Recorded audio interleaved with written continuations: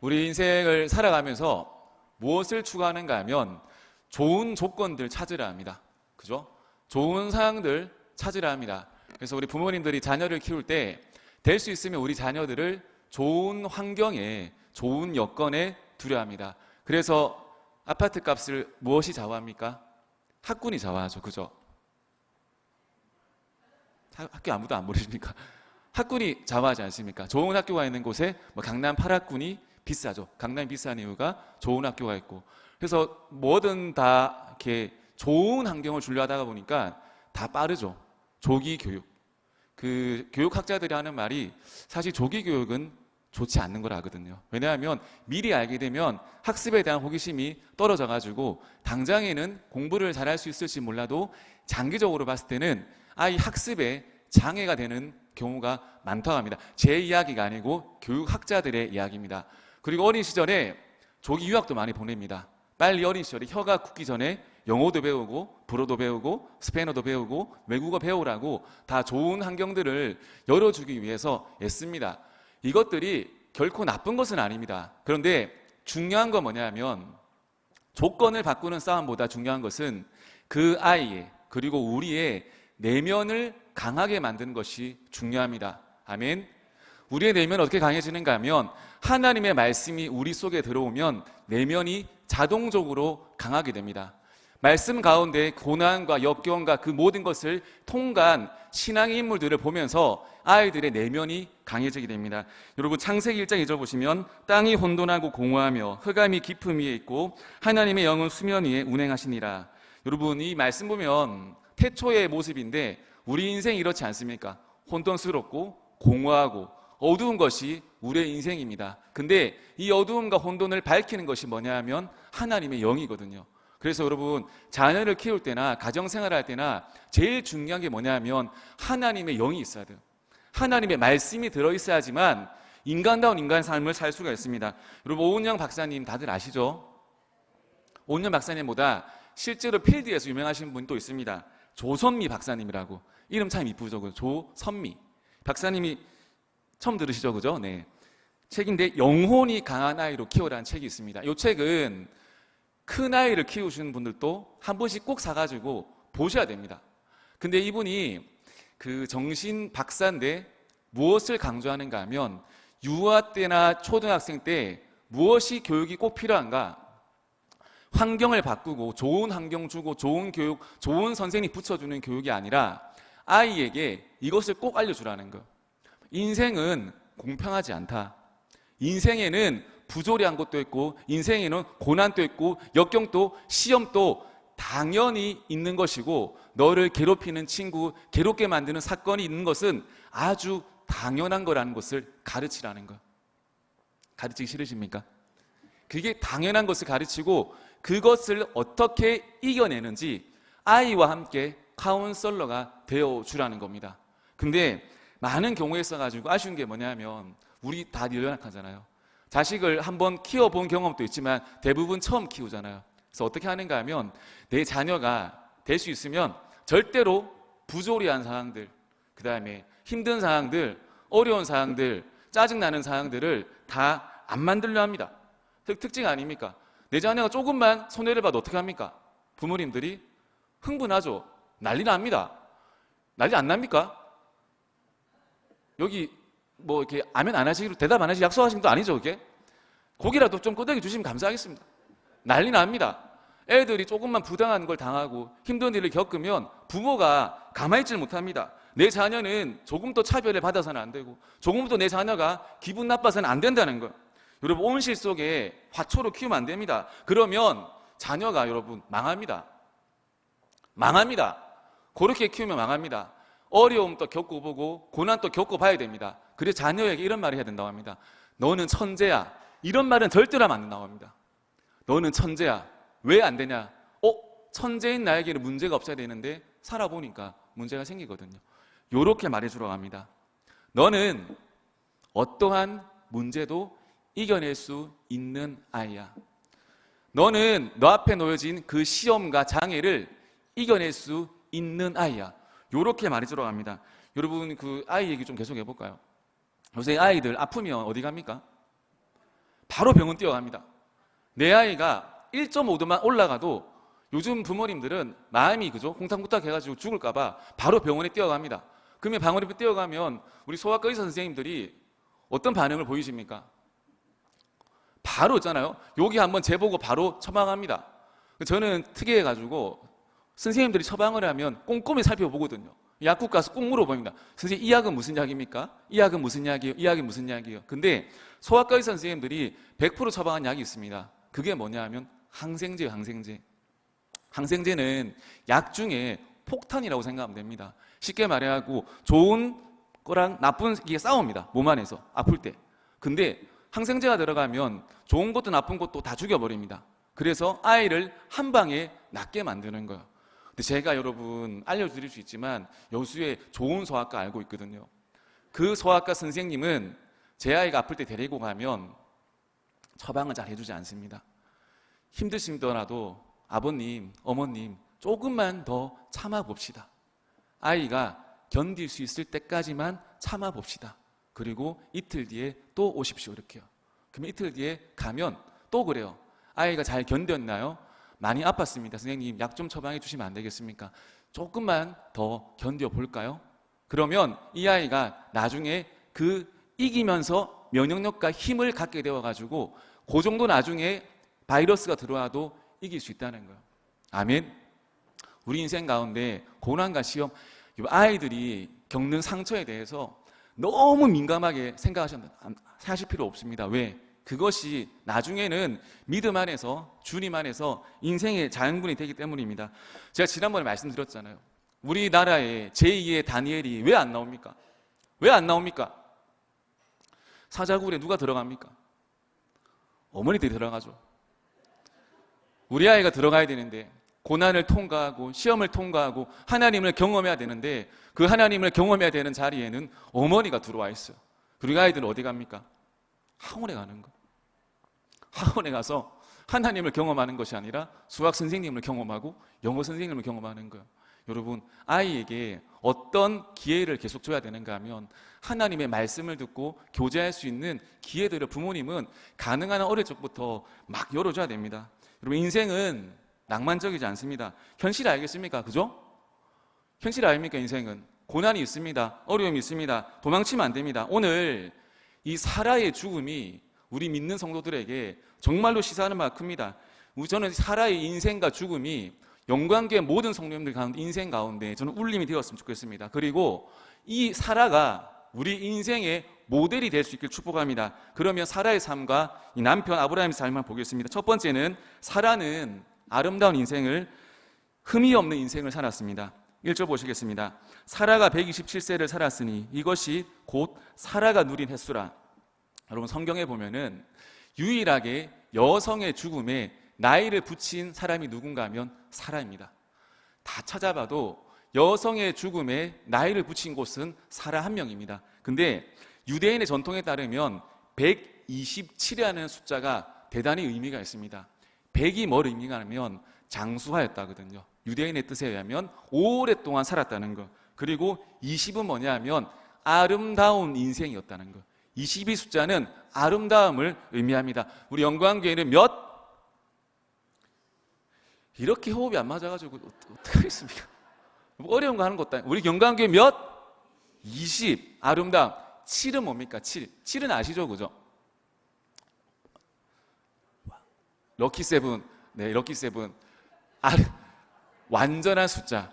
흠이 없는 숫자라고 표현합니다. 다시 말해가지고 성경은 사라의 인생을 오랫동안 흠이 없고 아름다운 인생을 살았다고 고백하고 있습니다.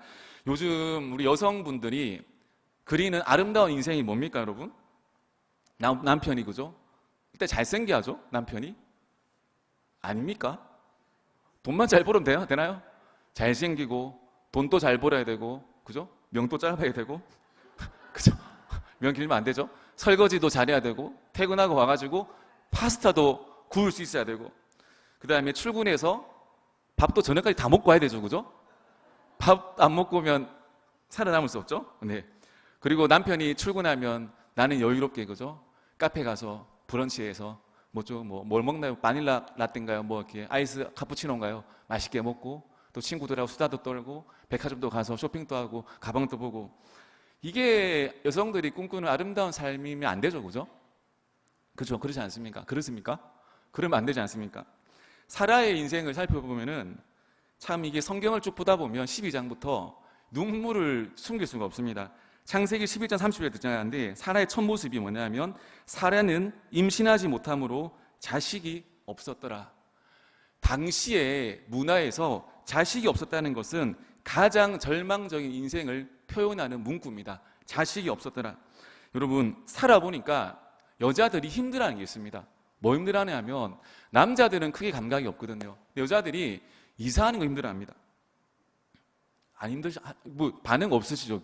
이사하는 걸 굉장히 힘들어합니다. 지금은 아닌데 당시에는 살림을 누가 했습니까?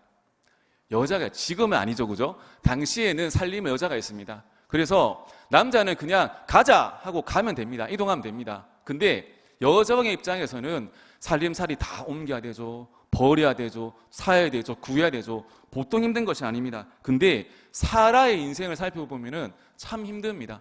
결혼을 했어요. 아시죠? 아브라함과 사레는 아버지가 같아요. 부인이 어머니가 틀리고 아버지가 같은 거예요. 그러니까 시아버지랑 자기 친정 아버지가 같은 인생이 사라의 인생이에요. 사라가 무엇을 경험하는가 하면 결혼을 했는데 이 자기 아버지 시아버지가 떠나자고 합니다. 또 좀 살다가 누가 떠나자고 하냐면 남편이 떠나자고 합니다. 계속 옮겨 다니고 이사를 합니다. 그리고 아버지 데라가 죽은 뒤에는 이 아브라함이 마음대로 살아갑니다. 갑자기 하나님의 말씀을 받았다 하면서 막 마음대로 살아갑니다. 하나님 말씀이 임했다. 짐 싸라. 가자 합니다. 상의하는 것도 없습니다. 남자가 상의도 하지 않습니다. 근데 여러분 여자의 입장에서, 여성의 입장에서 행복하고 싶지 않습니까? 이 사랑하는 오빠가 날 좀 행복하게 만들어줬으면 좋겠는데 이 아브라함은 이게 상남자입니다. 이게 후진이 없습니다. 무조건 전진입니다. 무조건 이사 가야 되고 뭐 이삭도 잡아야 되고. 아브라함 기분파입니다. 기분파 남편이랑 살아보시고 있으시나요? 괜찮나요? 기분파 남편?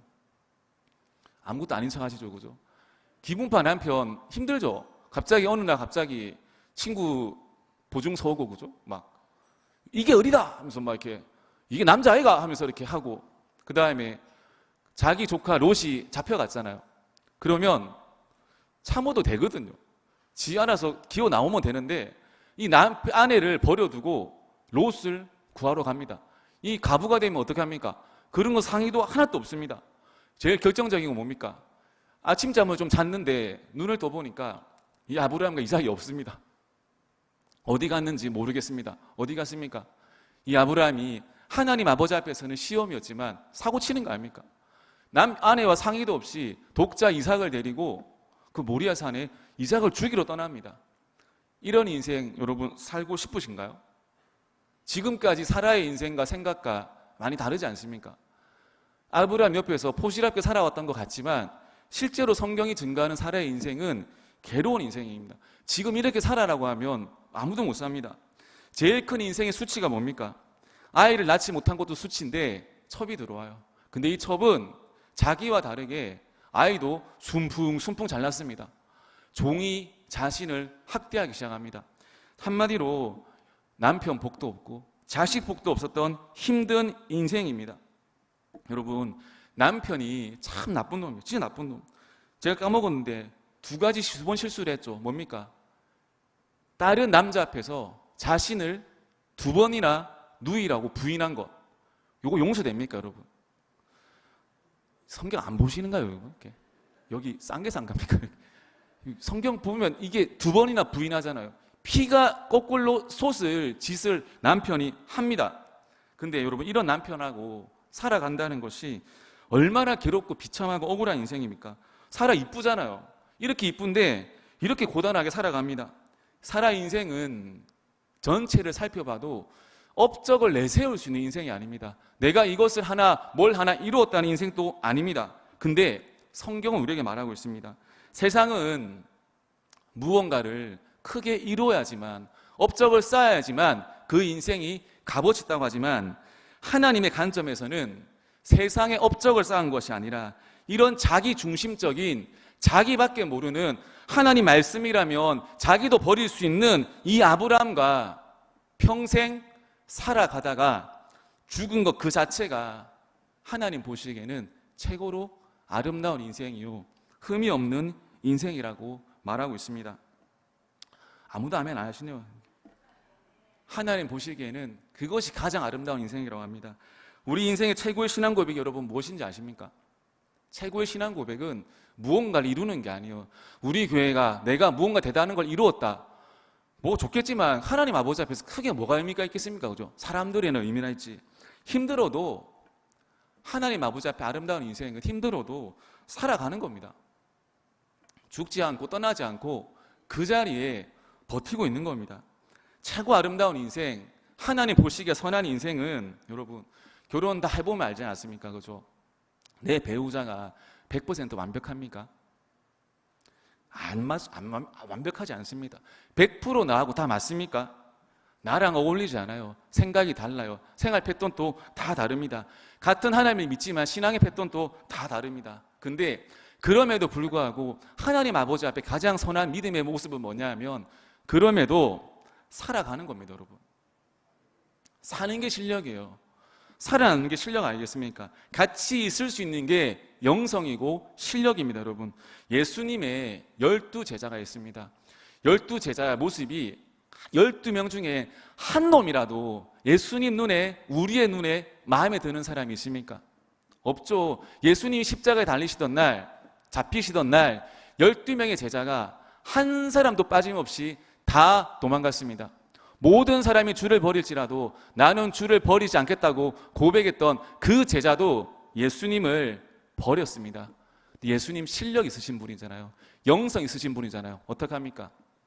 그 제자를 부활하신 뒤에 한 명 한 명 다 찾아가십니다. 여러분, 우리 인생은 남이 변하도록 살아가는 것이 아닙니다.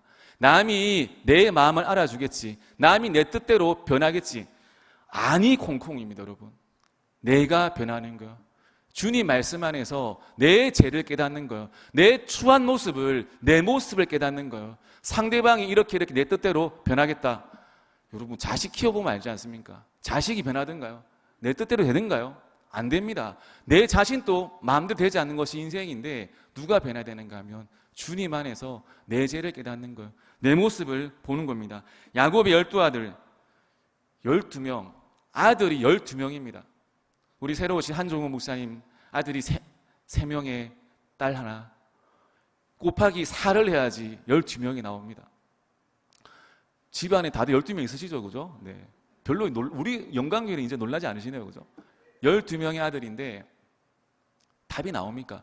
시므온, 레위 둘째, 셋째는 심지어 살인마예요. 살인자예요. 살인자. 내 둘째, 셋째 아들이 살인자예요. 근데 이 야곱은 왜 이스라엘이 되었는가? 이 12아들을 끝까지 지켜냅니다.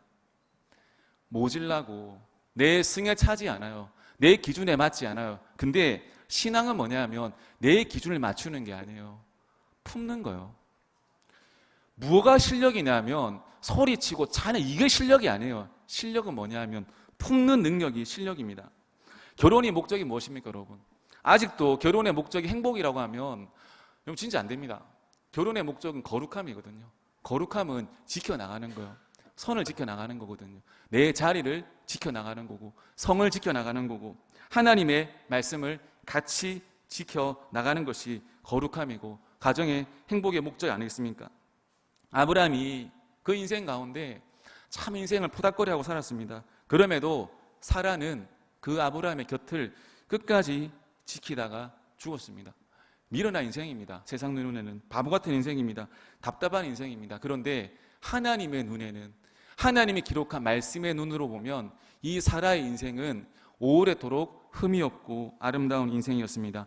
우리 삶에도 이런 부분이 분명히 있다고 생각합니다. 내가 견디지 못하는 부분들이 있거든요.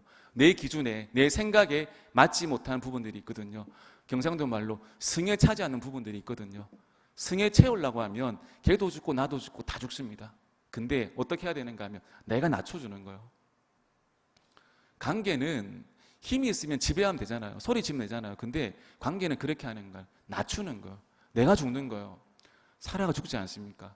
저는 사라의 인생이 우리 영광교회 모든 성도님들의 롤모델이길 축복합니다. 두 번째는 슬픔과 애통의 눈물을 흘렸던 아브라함입니다. 2절 3절 보시겠습니다. 사라가 가나안 땅 헤브론 곧 기랏 아르바에서 죽음에 아브라함이 들어가서 사라를 위하여 슬퍼하며 애통하다가 그 시신 앞에서 일어나 나가서 헷 족속에게 말하여 이르되, 성경은 아브라함이 눈물을 흘렸다고 말합니다. 그리고 슬퍼하며 애통하였다고 말하고 있습니다.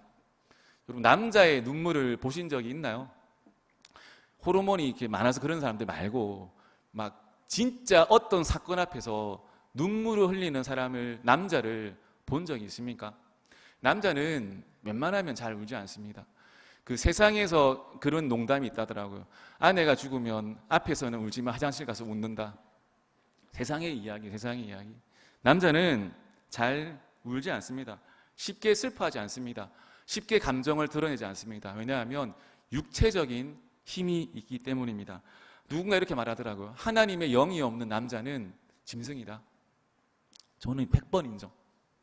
하나님의 영이 없는 사람은, 남자는 짐승입니다. 짐승.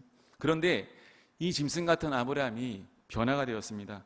누구 때문에 변화되었는가 하면 하나님의 역사 안에 있는 자기 아내 사라의 죽음을 통해서 변화되었습니다. 남자들이 육적으로는 튼튼하니까 무언가를 다 잘할 것 같이 생각합니다. 자매들이 기대하거든요. 남자들에게 기대하죠. 그게 미신입니다. 뭐 끝까지 해보자는 겁니까? 예. 남자들한테 기대하는 것은 미신이에요. 육적으로는 강하지만 영적으로는 남자들은 다 악입니다. 이렇게 설교단에서 이렇게 하고 있는 제가 이상한 특이한 케이스인 거예요. 이게 정상적인 케이스가 아니에요, 여러분. 남자들 다 저렇겠지. 절대 아닙니다. 제가 특이한 케이스인 거예요. 우리 이분들이 특이한 거예요, 이렇게. 다 그렇지 않아요. 100명의 남자 99명은 저도 마찬가지예요. 저도 보면 잘난 거 하나도 없습니다. 똑같습니다.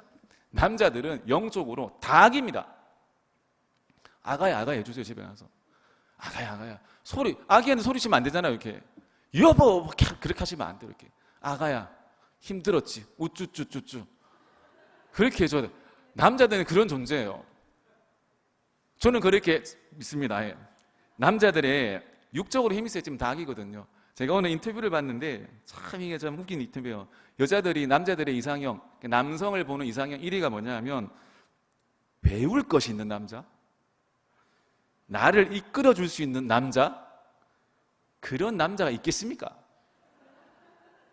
그런 남자를 찾는 여자가 일어난 거지 않습니까? 믿음의 조상, 우리가 성경에 볼 때 믿음의 조상이라는 아브라함 기준이잖아요. 믿을만 합니까? 나를 2번이나 팔아먹었는데, 나를 2번이나 왕에게 팔아먹었지 않습니까? 믿을만 합니까? 기대를 가질 만합니까? 아니죠. 어떻게 여겨야 됩니까? 내 남편을 불쌍히 여겨야 되지 않겠습니까? 제가 뭐 다른 얘기 하나요? 여기 성경 얘기 하잖아요, 이렇게.